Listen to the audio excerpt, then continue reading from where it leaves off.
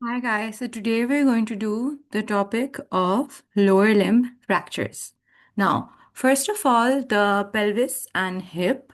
When we talk about the pelvis and hip, the first fracture we're going to look at is basically a stable pelvic fracture. Now, a stable pelvic fracture means that the pelvis doesn't open, right? Which is why it's stable. The ring integrity is maintained of the pelvis. Pubic rami is fractured. Pubic rami, I told you, rami means in Latin, it means branch.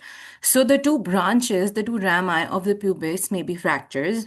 Pubic rami specifies the location in the superior or inferior pubic rami. It's a non-displaced fracture where the pelvis remains mechanically stable because the integrity of the pelvic ring is maintained. Now, how is it caused? Low energy falls in the elderly, minor lateral compression injuries, and you must have heard that a lot of times we see these old grannies falling in the washroom and somehow injuring their hip bone, and then they somehow just never recover from it. It becomes the reason they finally pass away. It's because in the old age, it's very difficult to heal from fractures of the hip, especially when it comes to the pubic rami. Your hip joint is literally the femur is articulating in the acetabulum, right? So it becomes very difficult for all of this area to heal. Anatomy, it involves pubic rami near the obturator foramen. Obturator nerve passes through, but it's rarely injured. The problem is healing, okay? Moving on, we have the unstable pelvic fracture. Now, why is this unstable? Because look, the pelvic ring is now opened. And that's why it's called an open book fracture, because the pelvis opens like a book at the pubic symphysis because of ligament disruption. Now, basically what it is, it's a separation of pubic symphysis and the sacroiliac joints. Can you see the sacroiliac joint here? And can you see the pubic symphysis here? So either the sacroiliac joints will separate or the pubic symphysis joints will separate, because these are the two joints that are maintaining the integrity of the ring of the pelvis, right? So if they separate, you will get an open book fracture. It's caused by high energy anterior posterior compression like trauma and car accidents. And since the pelvis opens like an open book, the pubic symphysis and sacroiliac ligaments usually tear. They tear because these are the ligaments that are keeping it together. The internal iliac vessels are also at risk here. Okay, moving on. We have the unstable pelvic fracture. Now, this is also called the vertical shear, because as you can see that if the sacroiliac joint and these two pubic rami are fractured and they're fractured enough to be moved, one half of the pelvis basically shifts upwards, right? So since it shifts upwards, it's a vertical shear force relative to the other side of the intact pelvis.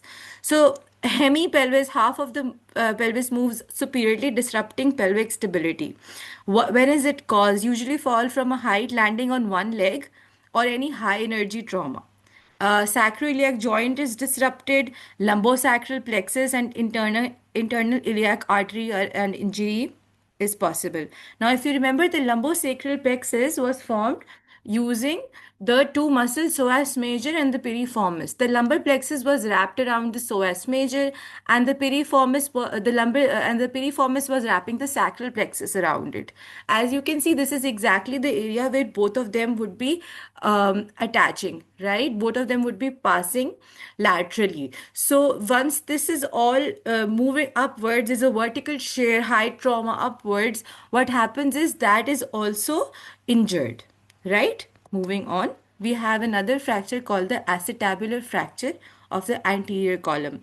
Now, when we talk about the acetabular fracture, the acetabular will either fracture an anterior column or a posterior column.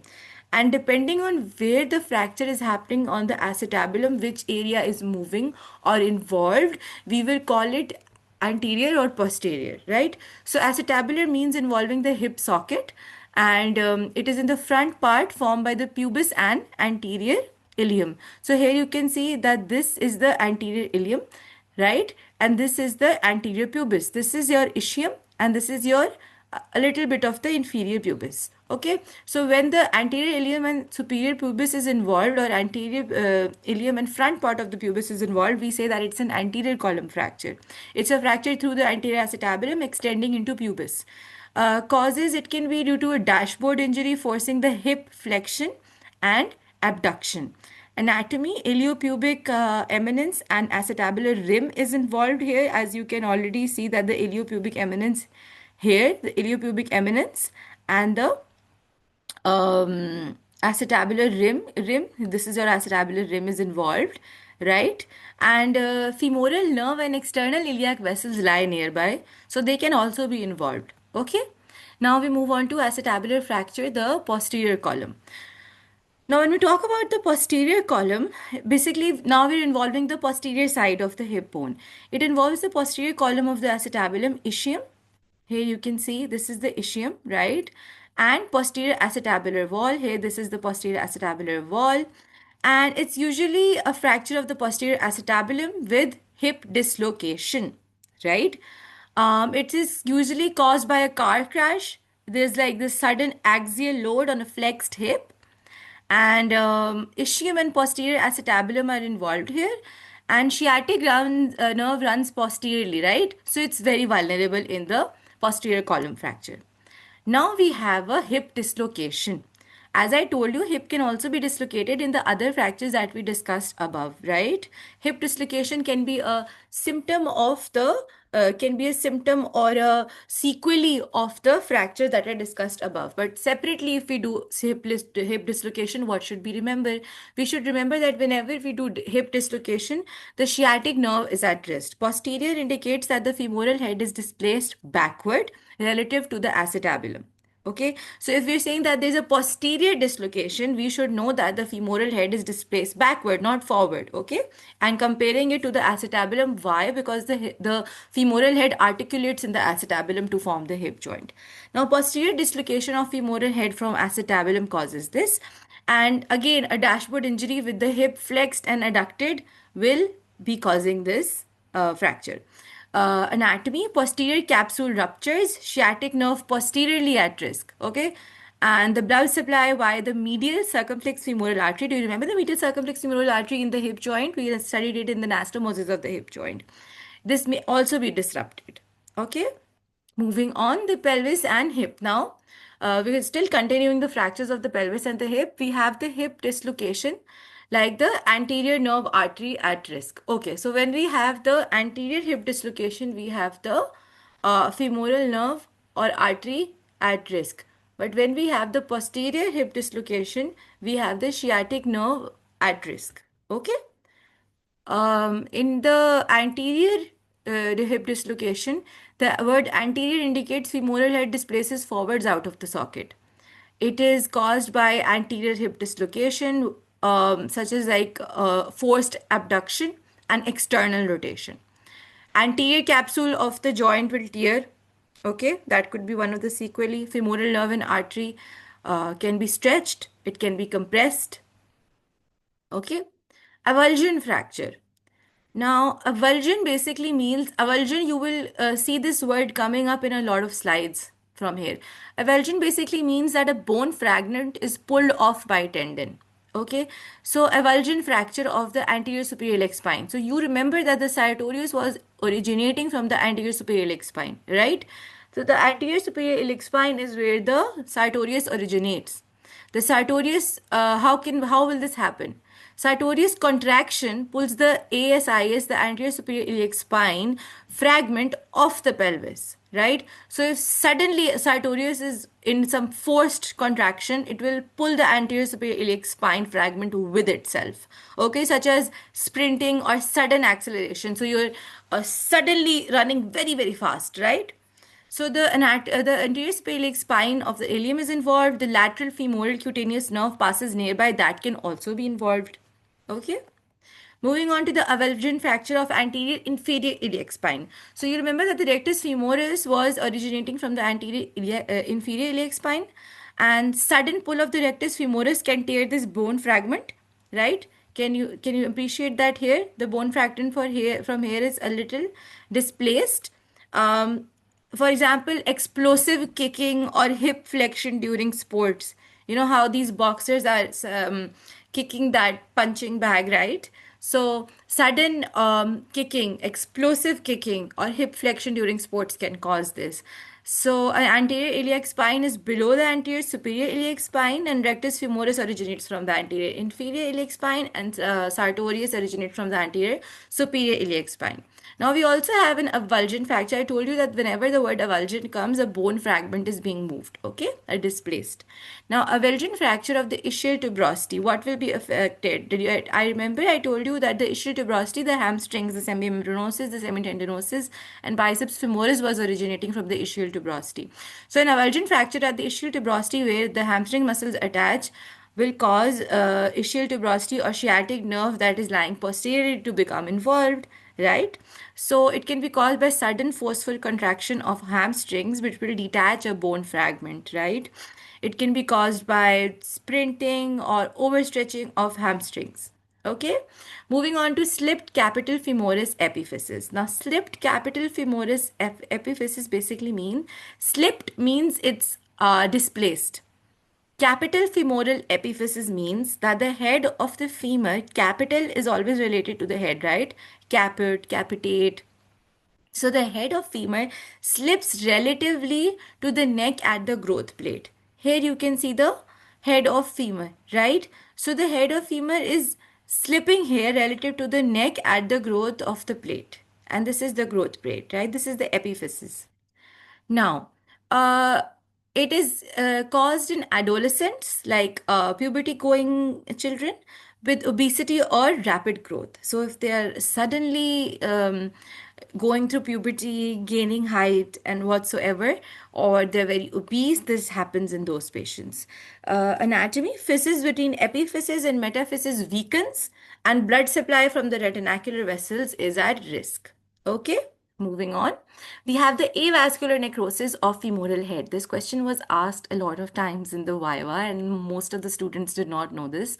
Avascular necrosis of the femoral head. Why the name avascular? Avascular means no blood. Necrosis means bone death.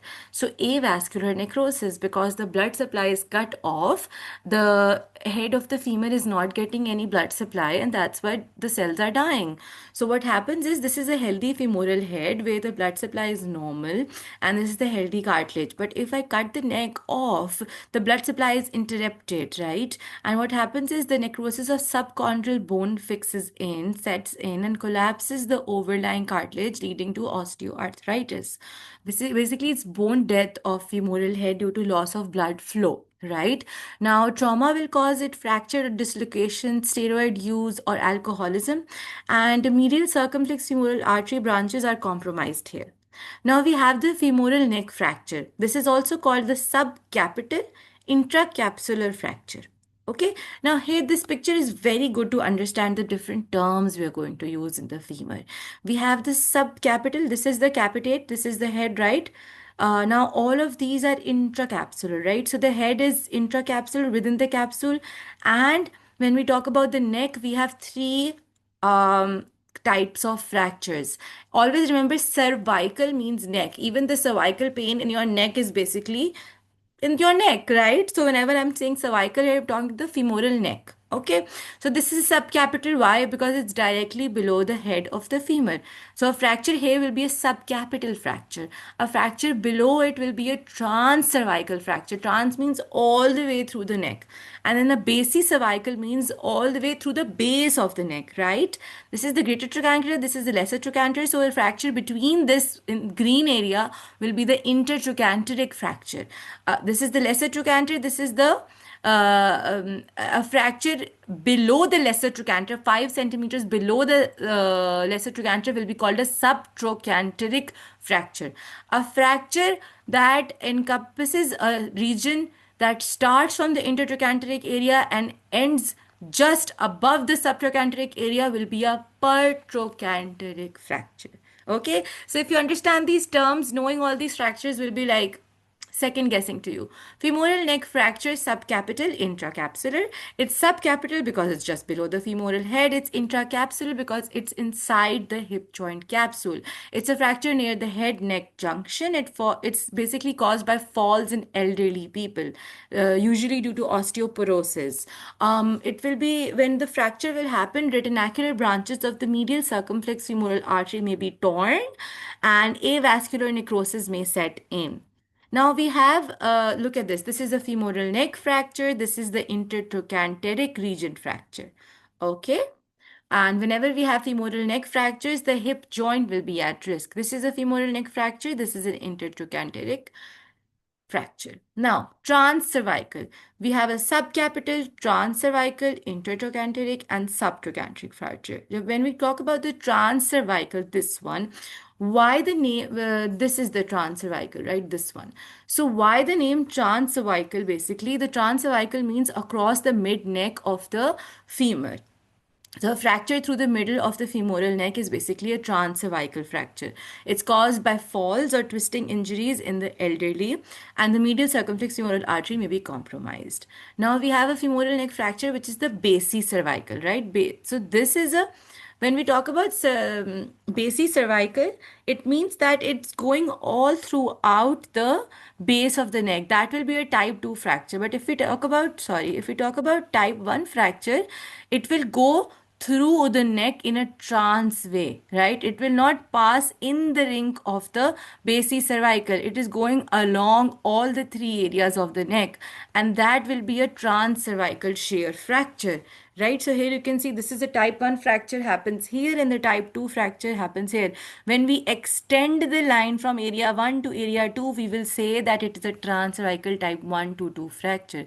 Basicervical means at the base of femoral neck, transition to intertrochanteric region. What is it? It's a low-lying femoral neck fracture. It can be caused by fall on the side in the elderly. Do you see how the elderly word is repeated here? Because in young patients, if there's a fall on the side or a slip in the bathroom, it doesn't really do much to the anatomy of the hip joint. We are very healthy, right? But elderly people with osteoporosis or osteoarthritis already have weak bones, so they are more vulnerable to injury when a fall happens on the side. So basically, what happens is that this area lies close to the extracapsular region, so it has a better blood supply than the subcapital fractures. The thing is, when something is lying extracapsular, in the extracapsular region, it will still have some blood supply even if it is fractured. But if it is all the way up in the subcapital area and the neck is fractured, the blood supply is interrupted, so avascular necrosis sets in very quickly. Right? Now we have the intertrochanteric fracture. I've already explained all these areas to you. I hope this picture reinforces that concept. When we talk about intertrochanteric between greater and lesser trochanters, we have the extracapsular outside joint capsule, right? So this is the lesser trochanter, greater trochanter, and this is your trochanteric fracture. So an intratrochanteric fracture will be an extracapsular outside joint capsule. The fracture line will lie between these two trochanters. It's usually caused in falls in elderly. And what happens is, since there's a good blood supply from perforating branches of profunda femoris here, you have a lower risk of avascular necrosis. Now, subtrochanteric fracture, why the name subtrochanteric? Because it's in the 5 centimeter below portion of the trochanteric area, and that is called the subtrochanteric, just below the lesser trochanter that region is. So it's a fracture in upper femoral shaft. You're almost in the shaft now, right? And it's caused by high energy trauma or any pathological fracture. There's a strong deforming forces from the gluteus medius and iliac psoas, because you know those muscles were coming in attaching to the lesser trochanter. Right? Now we have the femoral shaft fractures. Now look at all these kinds of fractures. The green stick fracture, transverse, the transverse line is going through it, comminuted, a lot of bony fragments are here. Spiral, it's spiraling around. Compound, it's literally coming off it. Okay, now femoral shaft fracture, we're going to look at the spiral fracture here. Why the name spiral? Because the fracture line twists around the shaft. Okay, rotational fracture of femoral shaft, so it can be due to a twisting injury in sports or falls. Anatomy, the large muscles, the quadriceps, hamstrings cause the displacement of the femur here. Okay, the femur will be displaced. because the quadriceps from the front and the hamstrings from the back will cause a displacement of the femur. Okay, now the comminuted, whenever we say comminuted, we know that the bone is broken into several pieces. It's a high energy fracture with multiple fragments coming off. Causes will be like a motor vehicle accident, risk of soft tissue injury, and significant blood loss. Femoral shaft fracture transverse. Why the name transverse? Because the horizontal line of the fracture lies across the femoral shaft. It's a straight fracture through the mid shaft. It can be due to a direct blow to the femur, basically in football injuries, right? In football injuries, you have someone kicking the ball, but instead, what if they kick your leg? Or your thigh, right? So that's a direct blow to the femur. Surrounding thigh muscles may cause displacement. Then we're coming to the region below of the femur. We are talking about the supracondylar and the condylar fractures. The supracondylar fracture lies above the femoral condyles. What is it? It's a fracture just above the knee joint. It's caused by a fall on the flexed knee or a high energy trauma. The popliteal artery lies posteriorly, so there's a risk of the vascular injury to the popliteal artery when we see a supracondylar fracture. When we talk about a condylar fracture, here you can see this is the supracondylar fracture, this is a condylar fracture. Why the name condylar? Because the fracture goes through one or both femoral condyles. It's an intra-articular fracture of the distal femur, and it's caused by axial load with varus or valgus force. It involves the articular cartilage. A cruciate ligament attachment may be affected. Now, the patella. Look at this. This is a transverse fracture of the patella. This is the quadriceps muscles all forming a tendon and coming and inserting into the patella, and then the patella will be attaching to the tibial tuberosity. The ligament of the patella, the ligamentum patellae will be attaching to the tibial tuberosity. So what happens is when you have a transverse horizontal line fracture through the patella, it's the most common fracture, by the way. It will be due to a direct blow to the knee, example because of a fall, or sudden quadriceps contraction. So the patella is embedded in the quadriceps tendon. Transverse fractures may disrupt extensor mechanism, right? So what happens is the quadriceps is useful in extending your knee, right? So once a transfer fracture happens, your extensor mechanism will be in jeopardy. When we talk about a vertical patellar fracture, the vertical fracture the vertical fracture line runs up and down the patella like this, as you can see here. What happens is this is less common, but it's usually non-displaced because the patella is still intact, right? It's caused by direct impact on knee from front, and the articular cartilage of patella and the underlying bone are affected. Now, there's an osteochondral patella fracture. Why do we say osteochondral? Because osteo means bone and chondral means cartilage. So this involves both the bone and the cartilage fragments. The fracture with this is a fracture with the cartilage defect, and it's often intra-articular. The patellar dislocation or shear force will cause this osteochondral fracture. Patellofemoral joint cartilage is injured here, and there's a risk of joint locking, right? Okay, now we have a patellar dislocation. Here in the image, we are showing the lateral patellar dislocation. This is the quadriceps tendon, this is the ligamentum patellae. It's lateral because the patella moves outward, and most common direction of dislocation is lateral, outwards, right? Patella displaces laterally out of the femoral trochlea, and twisting with knee flexed and valgus force will cause it. So how will you get a patellar lateral dislocation? Your knee is twisted with a lot of force, right? And that's when the patella is dislocated laterally. Anatomy, medial patellofemoral ligament tears, obviously. The medial ligament will tear, right? Because you're moving the patella outside, right? And the vastus medialis oblique is weakened. That muscle is weakened. Okay, because obviously that is also inserting into the patella here, but once you're moving the bone outside, the medial ligament and the medialis muscle, both who were attaching here, are going to be weakened, right? Now, did I just call who to the muscle ligaments? Okay, patellofemoral pain syndrome. This is a very painful syndrome. And why the name painful patellar syndrome? It's because the patellofemoral pain syndrome, the pain originates at the patellofemoral joint, right? The patella, where the patella is basically articulating with the femur, that is where the pain is. Now, it's an overuse or maltracking of patella. Okay, it's caused by running, climbing, or because of a poor quadriceps balance. My mom had this. Basically, she already had a weak left leg because of certain injuries that she was facing with her thigh, so that leg was already weakened. Now, what happened was on a festival Eid, she basically slipped, and when she was slipping, her leg completely flexed, her left leg completely flexed.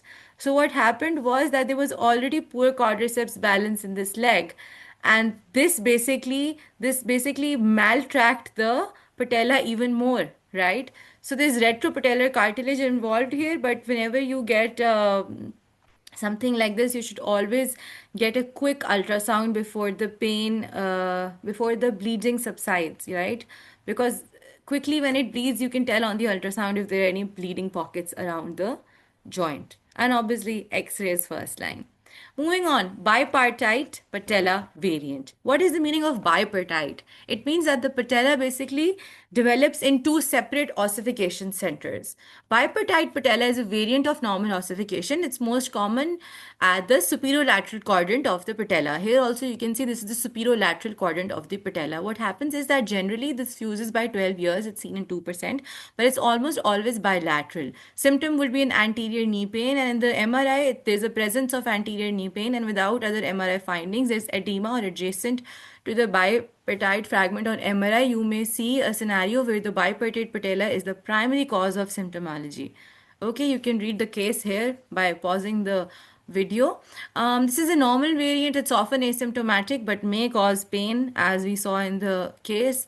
There's a fibrous connection between the patellar ligaments, right? So that may be causing your problem. Now, tibia. As you remember, we did the tibia plateau fractures. When we have the tibia plateau, either the lateral plateau will be affected or the medial plateau will be affected. So whenever the upper flat articular surface of the lateral outer side of the tibia, the plateau is involved, a fracture of this lateral tibial condyle will be caused by valgus force, like there's a hit from the outside of the knee, right? And the lateral meniscus and lateral collateral ligament may be injured. Now look at this. When the patella was moving outward laterally, we said that the medial ligament and the vastus medialis were injured. Now the lateral side is itself injured. So whatever is attaching here will be injured, basically the lateral meniscus and the lateral collateral ligament. So always try to connect the anatomy with the injuries. Okay, tibial plateau, if a medial side is fractured, can you see this medial side of the plateau being fractured? The inner condyle of tibial plateau is involved. This is a fracture of the medial tibial condyle. There's a hit from the inside of the knee by varus force, and medial meniscus and medial collateral ligament is at risk here. The tibial shaft fracture, we've already done the spiral fracture, but let's repeat it here. This is a twisting of the fracture line around the shaft, and we did this spiral fracture in the femur, right? So we can also have the similar spiral fracture in the tibial shaft. This is a rotational injury of tibial shaft. It's caused by sports injuries like skiing. And tibia, what happens is the tibia is subcutaneous medially, right? So there's high risk of skin compromise. Now we have a transverse fracture of the tibial shaft. It's called transverse because a straight horizontal line breaks here, right? This is a clean break across the tibia. It's caused by direct blow to the shin, most common in football injuries. Minimal soft tissue coverage increases risk of open fracture. Now, we have a tibial shaft fracture. It's also called, this one is also called comminuted. I told you whenever we say comminuted, we are saying that multiple fragments of the bones are involved here. It's a severe high energy fracture usually caused in motor vehicle accidents, and this poor soft tissue envelope predisposes to a lot of complications. This is a tibial open compound fracture. Why the word open? Because the fracture exposes through the skin. The bone pierces the skin. Can you see the bone piercing the skin here? This is like the broken shin bone that is literally coming out of the skin here. I'm sorry if it's gore for a lot of people, But this is how anatomy is. The bone pierces the skin. This is a high energy trauma. Soft tissue damage is involved here, and there's a high infection risk, obviously. Then the tibial stress fracture. Stress means this is due to repetitive loading. This is not an acute trauma, right? It can be in like overuse injuries, like runners, military runners, those runners who run like a mile every day. Um, what happens is that there's a small cortical microfracture here, right? Anatomy, it's common in distal tibia and it's common along the medial border. Okay? Now, tibial tuberosity avulsion. Avulsion, I told you, means the uh, that piece area of the bone is displaced. It's also called Osgood-Schlatter fracture, right? Osgood-Schlatter avulsion. Basically, avulsion fracture at tibial tuberosity, it's also called Osgood-Schlatter, is chronic, sorry. Osgood-Schlatter is chronic variant in adolescents, right? Can you see the tibial tuberosity here? It's displaced here, right? I hope you can see it. I can see it very well. It's usually what happens is patellar tendon pulls the bone fragment from the tibial tuberosity. Okay, so basically, what happens in like jumping sports in teenagers, like you're jumping on the trampoline with a lot of force and you're really heavy. So what happens is that the patellar tendon basically pulls the tibial bone fragment away. Okay, the tibial tuberosity is inserted into the patellar tendon. You know that the tibial tuberosity is the area where the patellar tendon insertion is happening, right? And that is displaced here. Okay, now we have something called the pylon fracture. This is the distal tibia fracture. Why the name pylon? Because it's French for pestle. You know how you have the pestle? I think you've seen it in kitchen or what, right? So pylon means French for pestle.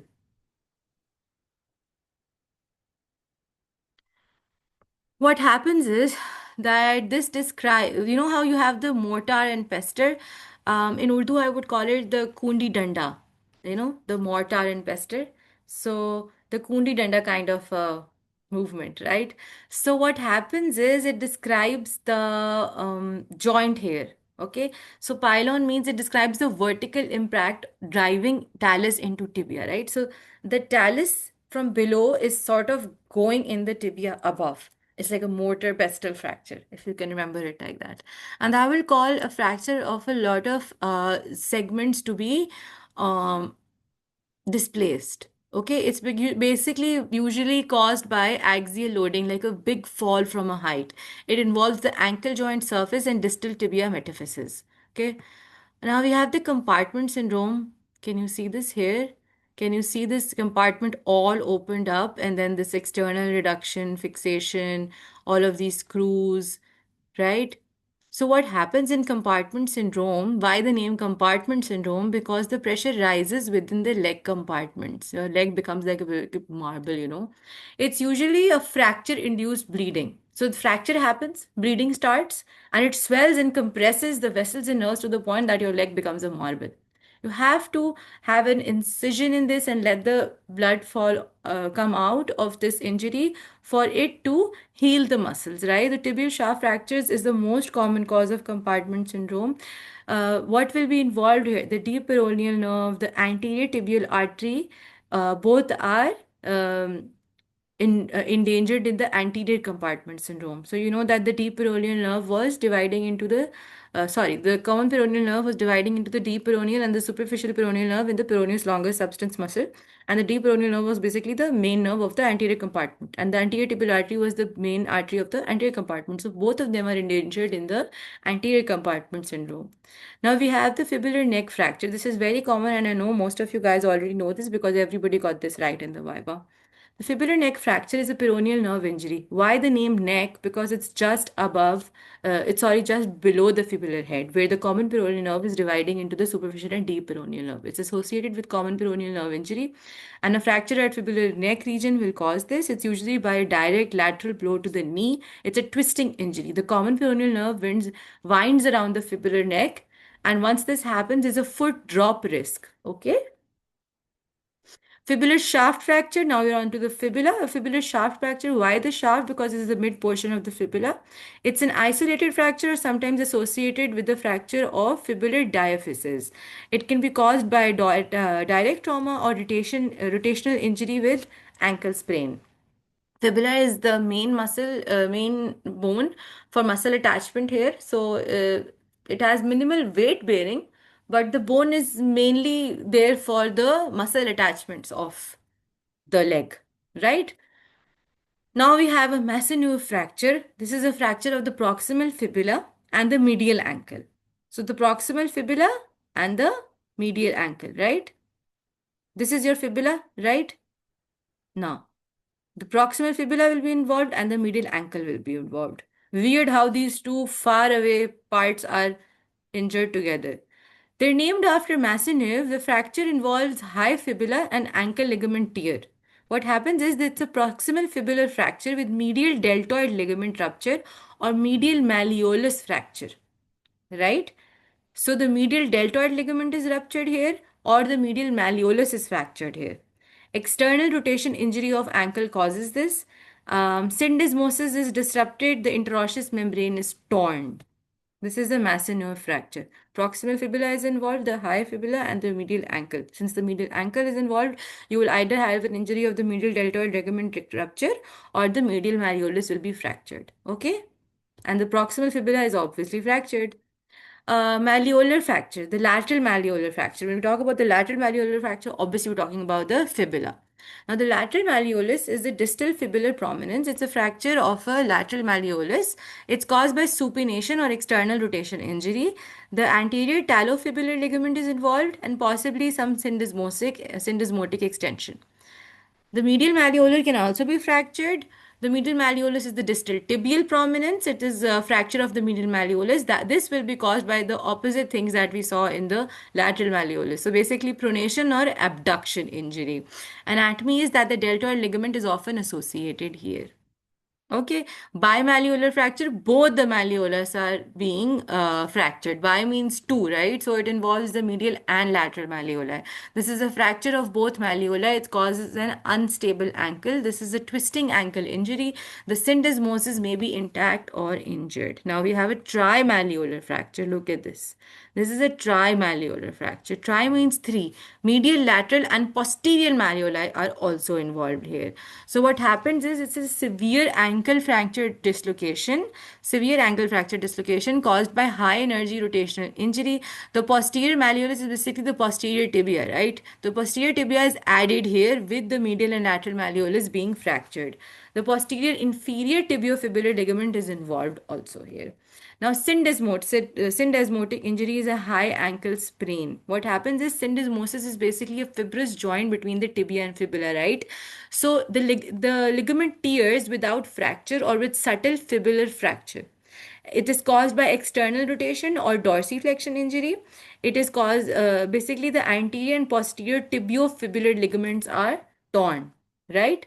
So it's a syndesmotic injury. A Pott's fracture is a bimalleolar fracture. Pott's fracture is a historical eponym for bimalleolar fracture. Bimalleolar fracture. We've already seen this above. It's a classic ankle fracture of medial and lateral malleoli. It's caused by eversion injury with deltoid ligament pull and the fibular fracture. And the tibiofibular syndesmosis may rupture here. Now, this is a Tillot's fracture. Salter-Harris 3 is another kind of classification that you don't need to know at this point. The Tillot's fracture is of the anterolateral distal tibial epiphysis in adolescents. So this is the anterolateral distal tibial epiphysis. The fracture happens here. It's caused by external rotation injury of the ankle. The anterior inferior tibiofibular ligament avulses epiphysis. Okay, now we have a snowboarder's fracture. This is also called the lateral talar process fracture. So when you look at the snowboarders, can you see how they fall like this, right? So in snowboarders, it's common in snowboarders due to the mechanism, right? It involves the lateral talar process and avulsion or compression fracture of lateral talar process. Forced dorsiflexion can happen and inversion may happen, and that may cause this fracture. So it will be caused by avulsion or compression fracture of lateral talar process. It's caused by forced dorsiflexion and inversion. Can you see that in this image, the snowboarder has a forced dorsiflexion? The subtalar joint anatomy is involved here, right? Now we come on to the calcaneal fracture. Okay. It's also called as a lover's fracture. Why? Because you know how in old movies, you have the lover escaping from windows, or coming through windows in Romeo and Juliet. So it's a lover's fracture because it's a fall from height. So imagine Romeo coming to see Juliet at a window, but he fell down. So it's as in escaping through windows, and what happens is that there's a fracture of calcaneus, right? There's axial loading, there's a fall from height right onto the heels. And the anatomy involved is subtalar joint, and the talocalcaneal ligaments are at risk. Now, talus neck fracture, right? Type 1, type 2, type 3 means which area of the talus neck is involved. Just like we saw in the femur, that we had a subcapital and then we had a transcervical and we had the basicervical, the three parts of the neck. We also have three parts of the neck in the talus, and that is how we name the type 1, type 2, type 3 fractures. Okay, so avascular necrosis is at risk. Avascular necrosis is always at risk where you cut off the blood supply to the further parts of the injury. Talus neck fracture, why the name? It's fracture through neck of talus, risk of blood supply loss, avascular necrosis risk. High energy fracture of talus neck caused by forced dorsiflexion, as we saw above in the snowboarders also. Blood can be disrupted from posterior tibial artery. Okay. Now, talus body fracture. That was the neck. Now we're coming on to the body area. This is the talus body, right? Why the name? It's a fracture through central body of talus, often associated with subtalar dislocation, causes axial compression, fall from height, anatomy, talar dome articular cartilage involvement. Okay? Can you see here? The talus body is involved here. Okay? The talar dome articular cartilage is involved here. Now we have the navicular fracture. Why the name navicular? Because fracture of navicular bone. The navicular bone is a boat-shaped bone, right? It's a tarsal bone and it's a boat-shaped bone. It's a mid-foot fracture. This is almost the area of the mid-foot. It's caused by direct trauma or stress in athletes.